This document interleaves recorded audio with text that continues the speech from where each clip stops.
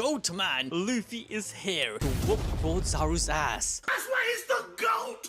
The GOAT! He has activated his Gear 5 and becomes a giant to put an end to Kizaru once and for all. But what Kizaru doesn't know is that Luffy isn't even going all out. Bro isn't even showing any sign of using advanced Conqueror's Haki or Ryu. I mean, unless you're trying to argue that Kizaru is as tough as Kaido was, there's simply no way Luffy is going to go all out. That's because he wants to see how far he has come. And an Emperor is clearly stronger than an Admiral, which was proven with Old Man Whitebeard, and even Shanks' presence against Green Bull. Even the Admirals have ranks, where Akainu and Kuzan reign supreme. Compared to the other Admirals and the Fleet Admiral himself, they all have a brand of justice and code of honor that they follow, whereas Kizaru's unclear justice is just that. He has no clear sense of justice and simply acts like a cog in the system. He doesn't need to justify his actions in some sort of ideology or philosophy. The world's government can do all the thinking and can use him just as a tool, which he has accepted to. This is even consistent in the film Z, where Kizaru had no qualms about fighting his old mentor in Zephyr, who was a broken man with broken ideals. In the end, he showed no remorse in killing Zephyr, despite being the one who dealt the final blow to him and the other Vice Admirals literally crying. And even if it wasn't canon, it was supervised by Oda himself. Because of this, Kizaru might just be the most terrifying admiral, as although Akainu is brutal, there's nothing scarier than the unknown. Kizaru, in a blink of an eye, teleports far above the island and says to him that coming to kill Vegapunk isn't because he wants to. After all, they have been friends for a long time. It's quite sad, but also ironic, as considering his next action of thinking about the good old times when Vegapunk was enthusiastically speaking about how this mech in Vega Force 01 was the giant robot mankind had always dreamt of.